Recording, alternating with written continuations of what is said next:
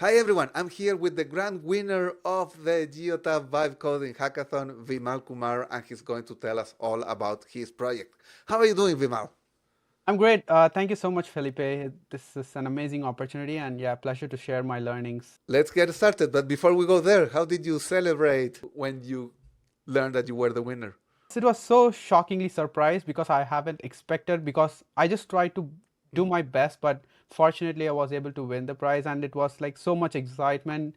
Couldn't able to explain it in words, but yeah, it was a sense of accomplishment what I witnessed at that point of moment. And yeah, again, thank you so much for Geotab for that. Yeah, and I see that you are already celebrating by going to meetups and presenting about your project. How did you get those opportunities? Oh, great. Thank you for those. I think like I always try to engage a lot in communities, especially around AI. So when I was trying to attend a community event, like they asked me if I can represent as a speaker. And when I was like looking for a topic, like I think like that's when I thought, okay, we have something in hands where we can share these learnings. So that's the reason I just thought of sharing what I kind of built on Hackathon, how I approached it, and what made me to take an edge when compared to other competitors, and how I won the hackathon. So I just like try to show what I did on the back end to build this project and win the competition. Yeah, that's really fun because you can tell people not only that you have this fun project, but also you can brag and tell them that Oh you yeah, won the competition with this. of course, yeah. You work at PwC doing Gen AI in a tax division. How do you end up doing a project about fleets? Okay, that's a great question. I think like what I presented at Hackathon cannot be directly connected with PwC because like that's a different sector of work what I do, but it's all closely connected when it comes to tech. So I'm into AI like for the past 6 to 7 years, and when it comes to fleet operations and fleet management, like I had pretty much experience like close to 3 to 4 years of experience in working in startups and companies where we try to solve some of the major problems for fleet companies like driver safety, driver behavior, safety patterns, and everything. So I guess like that's the sauce and the secret sauce I had to have the understanding of the domain on the whole, not just trying to build something, but rather trying to solve a bigger problem which industry faces. And that was your past career, but somehow you learned about this hackathon and you got interested in participating in it. Yeah, exactly. I mean, it may be a past career, but fleets, trucks is always fascinated to me. Like, it may be sounding crazy to others, like white trucks, but sometimes I really see trucks. I mean, I really get so fascinated when it comes to trucking and logistics because I think like that's the underrated industry, but that's the most important industry to value because like without trucks, like you can't have food, you can't have clothes, you can't have anything, no supply chain. So I think that's the most dependent industry on the whole of North America and across the globe. So that's the main reason, and there is like tons of problems which haven't been solved in trucking industry, and especially through AI a lot of problems can be solved, especially in trucking and logistics and fleet management. So that's the reason I always try to be involved. I mean, looking at the news, looking at how the landscape evolves. I guess like that's the fascination I always had when it comes to trucking, and that made me to participate in this hackathon as well. That's awesome. So let me tell you what I see here on your screen. We Yeah. have your project that's called FleetShield AI. It has a fleet operator button, it has a driver portal, and it tells that your fleet data holds $1 million answers. What Yes. is this about? Okay, great. Thanks for this question. So I think before diving deeper onto what FleetShield AI is like about, before approaching for the hackathon, I really spent like a day or two just to understand the trucking industry on the whole and trying to do massive amount of research with Claude as my AI partner to see what's the problem really going on.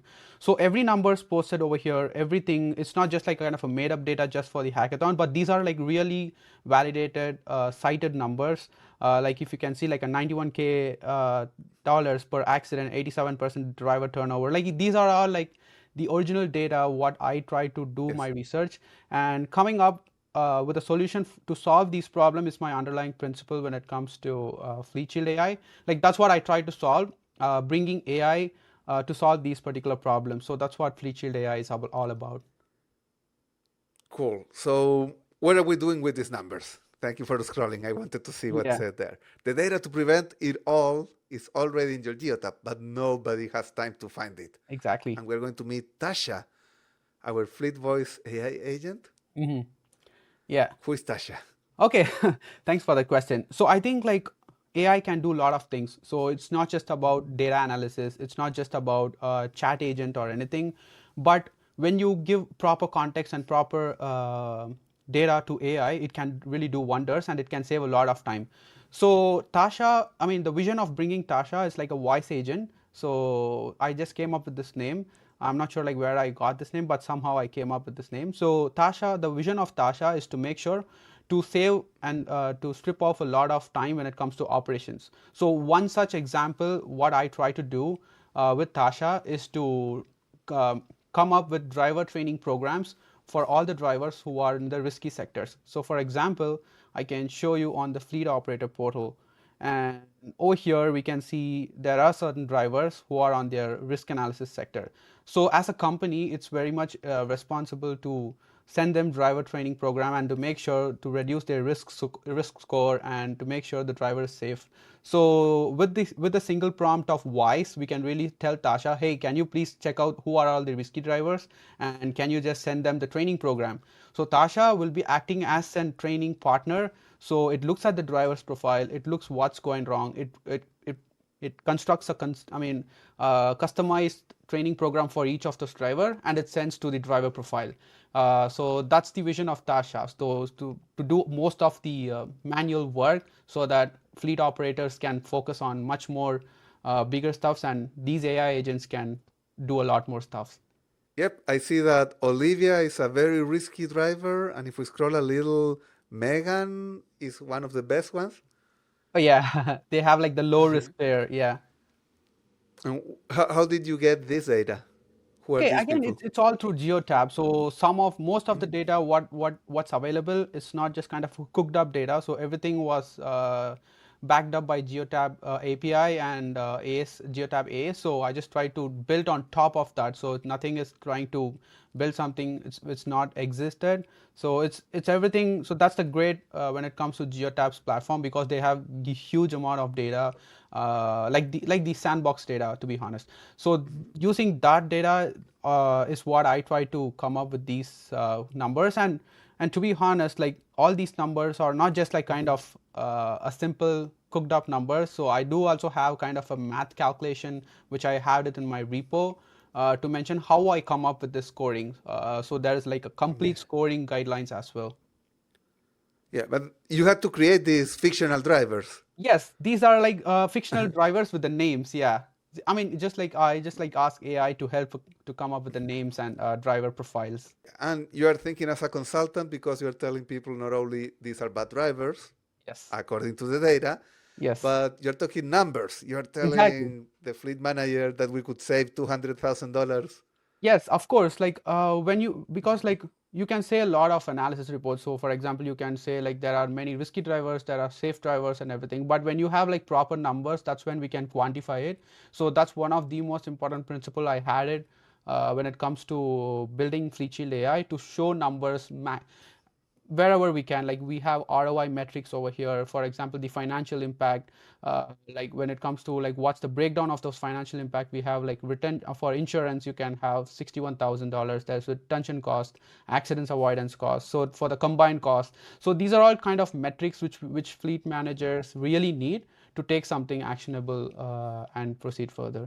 That's great. You're not only telling me a number, you're telling me where that number is coming from. That's And right. retention is That's right. interesting. How do you fix retention? Personally, I know like driver retention is kind of underrated. By underrated, I mean like there are like a lot of churning when it comes to drivers to have, but it's also very important to retain most valuable drivers for the company because those are the people who does everything in consistent way without any big problem.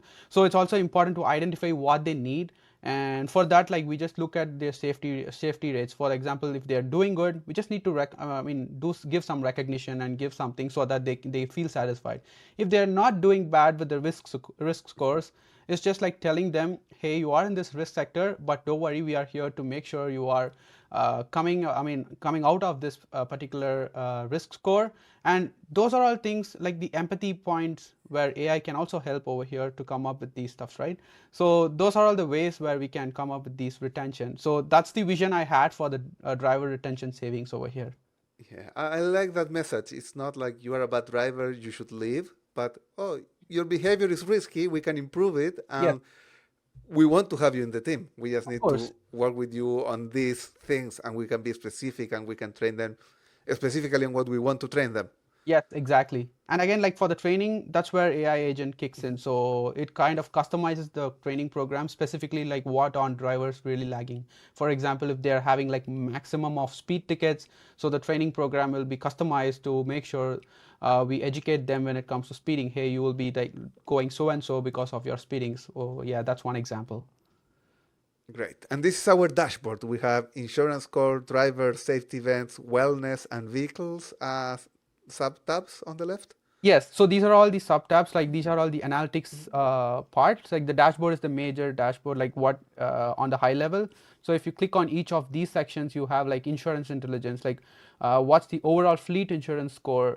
For example, we have a grade scale over here. It's like you're on B. So it's also important to find out where the costs are going on when it comes to insurance. So for over here, we have safe driving, which needs attention. So because like 75 points are given to safe driving. So you need to make sure that your drivers are going beyond your safety limits when it comes to driving. So you need attention. So when the fleet operator sees these kinds of numbers, so that's when we can take action. So it's very important that we give these kinds of data to the operators so that they can take some valuable, impactful action so that they can save costs and they can also do everything before even it gets happen. It's kind of a predictive analytics. Excellent. And how did the voice part of this project work? We have two parts of voice agent built onto this Mhm. platform. One is for the fleet operators. So where fleet operators can initiate this voice agent, like Tasha can go work on behalf of you. So for example, you don't need to do some custom training programs where Tasha can really help you to do that. Not just like custom training programs, it can help you to go through what's the insurance score. It can also recommend like what we can do based on all the available data. That's one voice agent, and the other is for the drivers portal. So what we see here is like the operators portal. There is also another portal called as driver portal.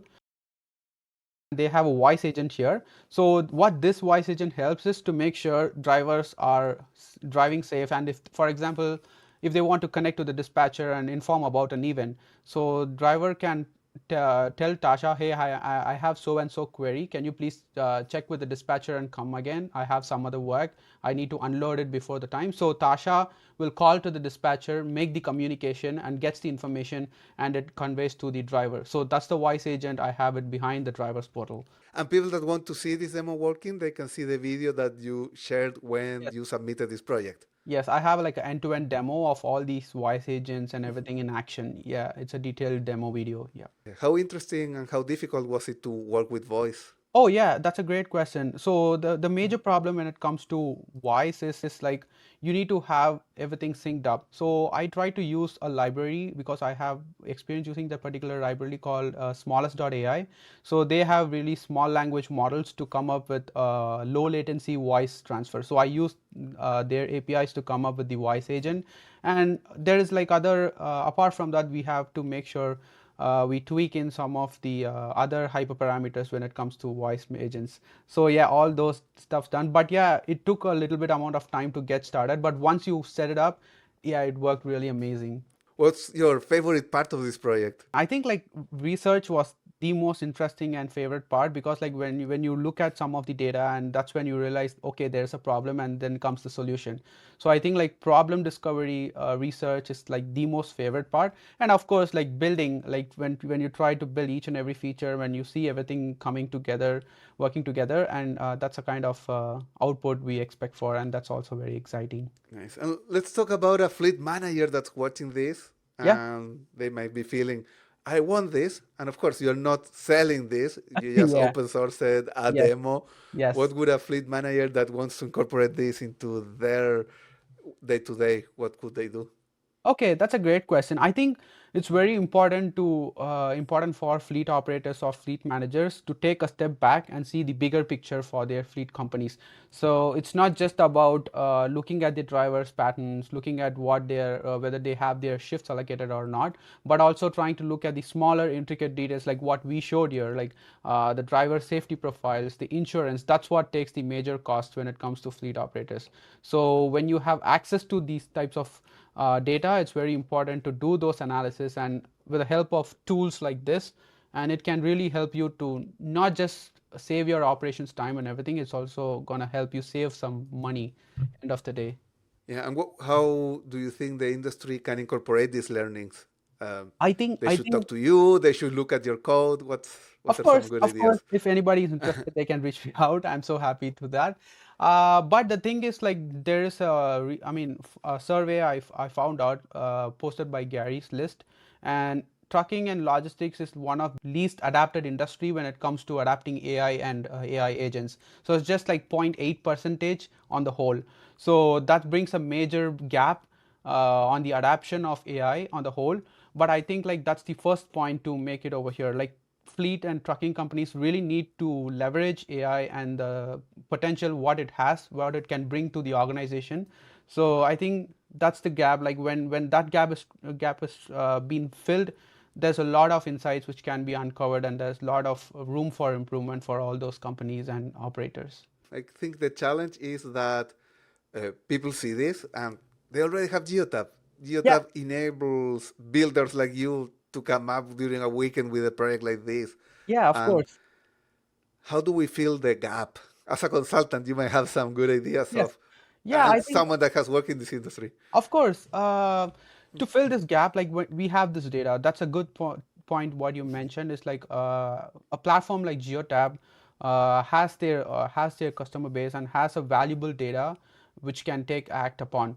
So I think like the I mean, I saw a meme like where it shows like when data is there, like you can build fancy products, but when your data strategy or when your data underlying foundational data is not strong, like it's gonna break on a while. But when you have like the underlying strong foundational data and the strategy for that, and you can really build something so good. So that's the example what I tried to prove over here. Adapting these like with that particular data and using so Fleet Shield is kind of a demo, but imagine like what it happens when you can really have Fleet Shield on acting on real data. So that's the magic it can brings to fleet operations. So it's just like an Yeah. example for a small fleet company. So with help of Geotab and Fleet Shield AI, I mean we can bring a lot into the table. Yeah. And let me double click here just to think Sure. of concrete steps that, of course, as you say, this industry needs to adopt more AI. We're working for it. But what are three concrete steps that a fleet manager could take Yes. to make this a reality?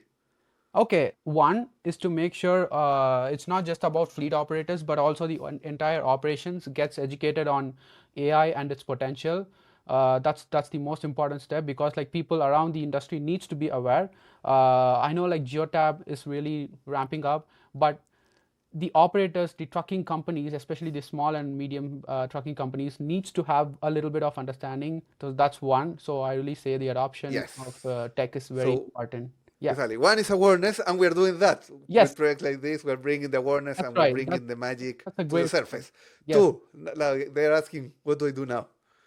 Okay. So when you have that particular awareness, it's very important to look at your to look at what's available right now. So one thing, I don't want to name a company, but one company, it's a big company. They still use manual paper-based timesheets. I know like there is a compliance and everything, but when you have that in digital, so that's going to be a digital data available for you to do analysis on top of that. So you really need to have one is like the AI and awareness. One second thing is to make sure the company is digital friend. It may be like 3 or 4 trucks, but if you are on digital friend, you're gonna have data which you can act upon. So if it is gonna be on paper, you cannot really do something or do something to enhance your operations. So that's the second point I would say.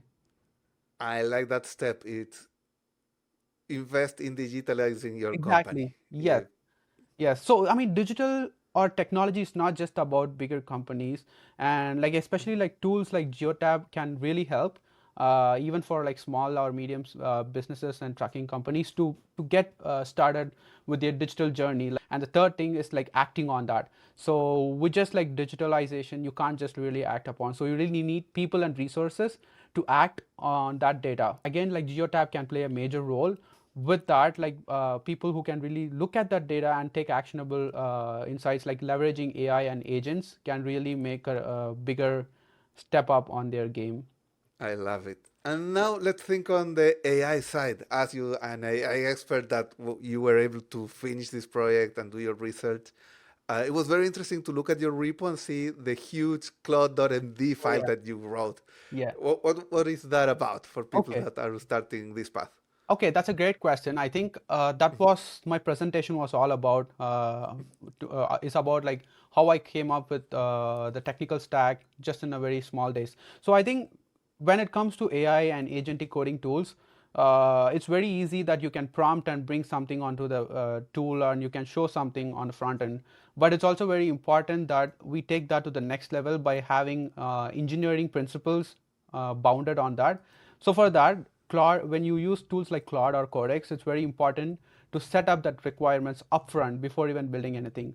So that's where Claude.md comes into play. So Claude.md is kind of a guiding principle or a kind of a guardrails file, I would say. So it's a kind of a constitution where you can put in all the requirements like your goal, your objective, your engineering fundamentals. So you really don't need to have like strong engineering mindset. I mean engineering knowledge, but you really need to mention like the basic principle, and Claude does it amazingly well. For example, like you need to say, hey, like I'm going to build 10 features, so make sure like none of these features gets broken or gets conflicted, such that like a feature 10 gets conflicted to feature 1.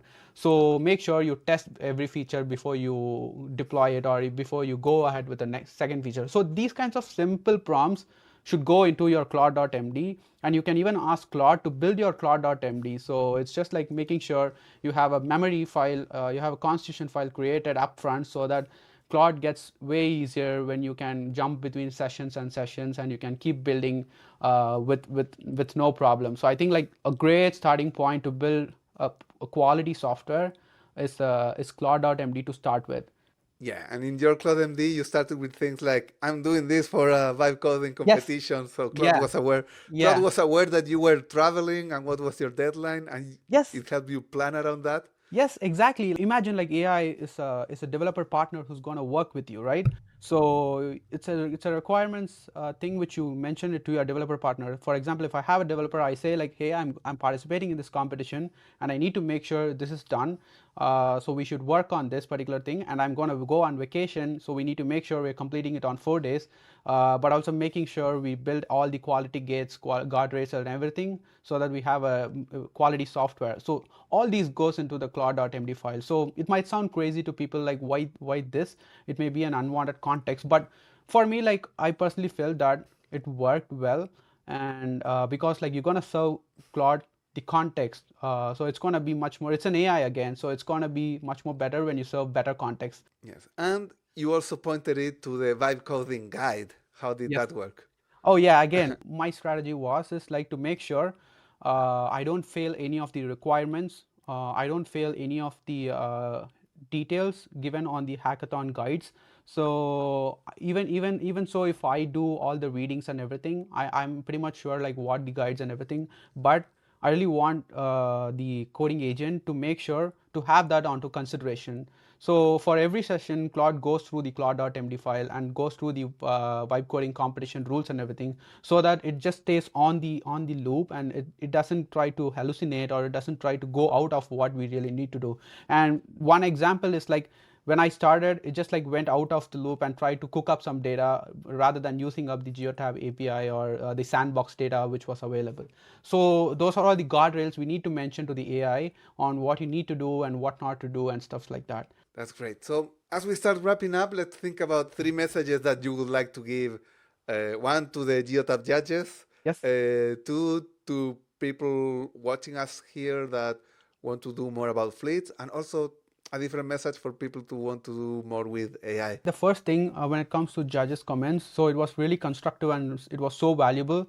And I really wanted to take a time to thank all the judges, all the partners, especially you, host, and everyone over here, because that type of comments and feedbacks is what makes us feel recognized. Not just recognize it, it just like kind of validates what we did is right or wrong. So I think when it comes to the judges, I really value their comments and feedbacks. It was so amazing. And to recommend or suggest something to them is try incorporate FleetShield into Geotab.